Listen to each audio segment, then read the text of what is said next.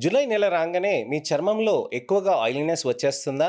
Oiliness వచ్చినాక మీరు ఎటువంటి ఫేస్ వాషెస్ వాడుతున్నా కానీ ఇంకా ఆయిలీనెస్ పెరుగుతుంది కానీ తక్కువ అవ్వట్లేదని అనిపిస్తుందా? ఎటువంటి సన్ స్క్రీన్ పెట్టినా ఇంతకుముందు నప్పే సన్ స్క్రీన్ ఇంకా ఎక్కువ ఆయిలీగా అయిపోతుందా? అలాంటప్పుడు మనం ఎటువంటి సీరమ్స్ అనేటివి పెట్టాలి? ఈ ఆయిలీనెస్‌ని ఏ విధంగా తగ్గించుకోవాలి? ఎలాంటి ఫేస్ వాషెస్ వాడాలి? సాలిసిలిక్ యాసిడ్ వాడాలా? గ్లైకాలిక్ యాసిడ్ వాడాలా? Tea tree oil containing face washes వాడాలా? ఇలాంటి అనేక రకమైన ఆలోచనలు, సందేహాలు, అపోహలు వస్తూ ఉంటాయి. అసలుకివి ఎందుకవుతాయి ఈ విధంగా అనే దాని గురించని టోటల్‌గా మొత్తం పూర్తిగా వివరించి, ఆ తర్వాత దీనికి రెమెడీస్ ఏంటో కూడా మీకు దీంట్లో వివరిస్తానండి. ఈ ఇన్ఫర్మేషనల్ అవేర్‌నెస్ వీడియో తోటి నేను మీ ముందుకొస్తున్నానండి. నేను మీ doctor Raj Kiret. Celesti skin laser and hair cleaning Jubilee Hills, LB Nagar, Kokapet మరియు సన్ సిటీలో chief and founder, senior dermatologist and hair transplant సర్జన్‌గా ప్రాక్టీస్ చేస్తున్నానండి.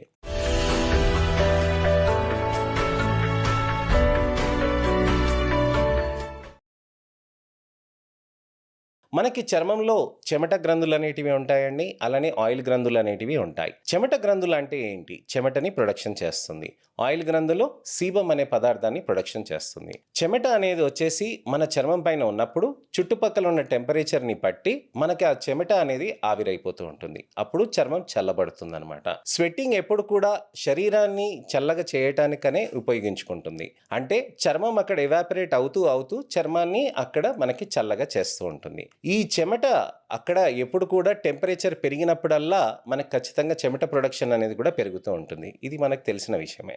ఆయిల్ గ్లాండ్స్ అనేటివి ఉంటాయి. సీబమ్, సెబేషియస్ గ్లాండ్స్ అని అంటాం. ఈ సెబేషియస్ గ్లాండ్స్ సీబమ్ అనే పదార్థాన్ని ప్రొడక్షన్ చేస్తుంది. ఈ సీబమ్ ఏం చేస్తుంది? దాంట్లో ఎసెన్షియల్ ఫ్యాటీ యాసిడ్స్ ఉంటాయండి. అనేక రకమైన కెమికల్స్ ఉంటాయి. ఈ సీబమ్ అనేది చర్మం పైన వచ్చినప్పుడు నెమ్మదిగా ఆయిల్ గ్లాండ్ నుంచి వచ్చినప్పుడు నెమ్మదిగా స్ప్రెడ్ అవుతూ ఉంటుందన్నమాట. ఆ స్ప్రెడ్ అయినప్పుడు ఏమవుతుంది? చర్మ కణాల దగ్గర మంచిగా సీబమ్ పేరుకుపోయి అక్కడ ఒక ప్రొటెక్షన్ లాగా తయారవుతుంది. ఇది సీబమ్ అనేది న్యాచురల్ ప్రొటెక్టివ్ మెకానిజం అనమాట. మరి సెబేషియస్ గ్లాండ్ చుట్టుపక్కల ఉన్న టెంపరేచర్‌కి ఏ విధంగా చెమట గ్రంథుల్లాగా అలా మారిపోతుంది అనేది మనం తెలుసుకోవాలి. ఎప్పుడు కూడా చెమట గ్రంథులు అనేటివి రెగ్యులర్‌గా పనిచేస్తాయండి. టెంపరేచర్ పెరిగినప్పుడు చెమట గ్రంథులు మనకి ఎలా అయితే పెరుగుతాయో అలానే మనకి ఆయిల్ గ్రంథులు సెబేషియస్ గ్లాండ్స్ అనేటివి యాక్టివిటీ పెరుగుతుందనమాట. సో ఈ యాక్టివిటీ పెరిగినప్పుడు ఏమవుతుంది? సీబమ్ అనేది ఎక్కువగా ప్రొడక్షన్ అవుతుంది. వేడి ఉన్నప్పుడు ఏమవుతుంది? ఈ సీబమ్ ప్రొడక్షన్ అనేది ఎక్కువగా ఉన్నది చర్మంలో అక్కడ నెమ్మదిగా కరిగిపోతూ ఉంటది వేడికి. కానీ చలికాలం వచ్చినప్పుడు ఏమవుతుంది? అక్కడ బయట తేమ అనేది పెరుగుతుందనమాట. సో తేమ అనేది ఏమవుతుంది? చల్లదనంలో హ్యూమిడిటీ అనేది పెరిగిపోతూ ఉంటుంది. ఆ హ్యూమిడిటీ అనేది పెరిగినప్పుడు వాన పడే ముందు మనకి ఉక్కబోసినట్టుగా ఫీలింగ్ ఉంటది చూడండి. అలా అది రెగ్యులర్‌గా గ్రాడ్యుయల్‌గా పెరుగుతూ ఉంటుందనమాట.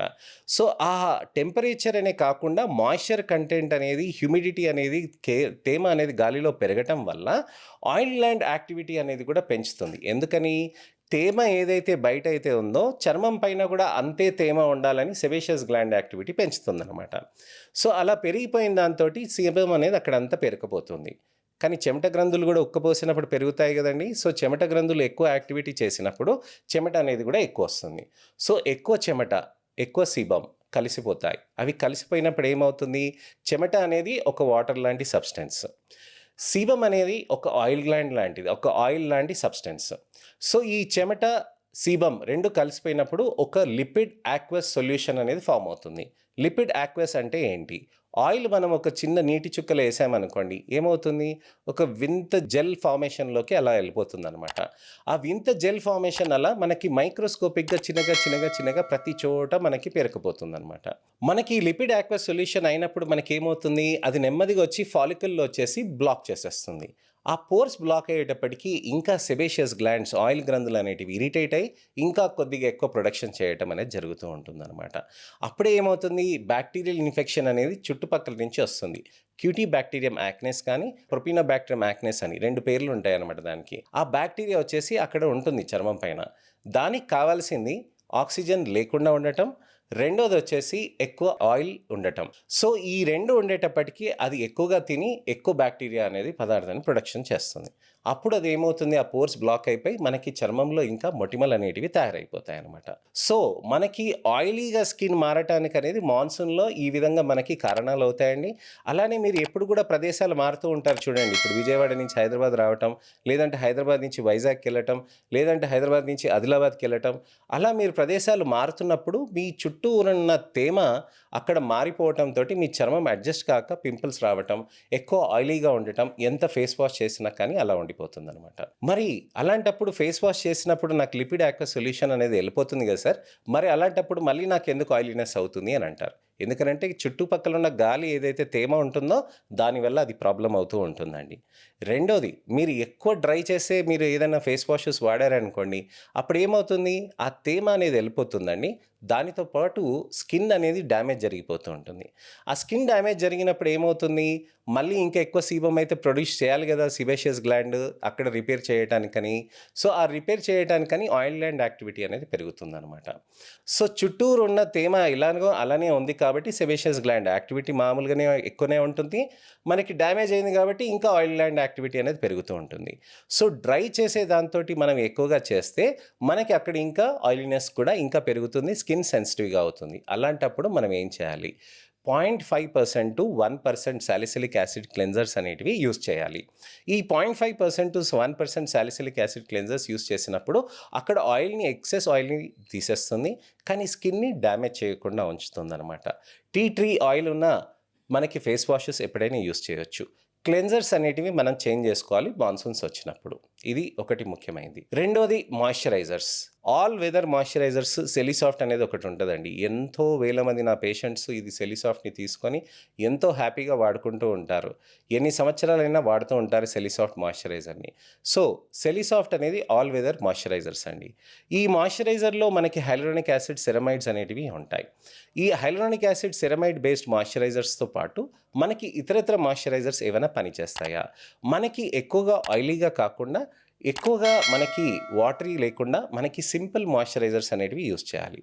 నేను ఎప్పుడు ceramides, hyaluronic acid based moisturizers ఎందుకంటానంటే సెన్సిటివ్ స్కిన్స్‌కి అది ఆ విధంగా హెల్ప్ అవుతూ ఉంటుంది. ఆయిలీ స్కిన్‌కి మీకు ఎప్పుడు కూడా మాయిశ్చరైజర్ అవసరం లేదని చాలామంది అనుకుంటూ ఉంటారు. అలా కాదండి. స్కిన్‌ని మనకు అక్కడ రెగ్యులేట్ చేస్తే, మనకి చర్మానికి మాయిశ్చరైజింగ్ మంచిగా ఉంటే, ఆయిల్ గ్లాండ్ యాక్టివిటీ కూడా రెగ్యులేట్ అవుతుంది. డిక్రీజ్ కావటం కాదండి.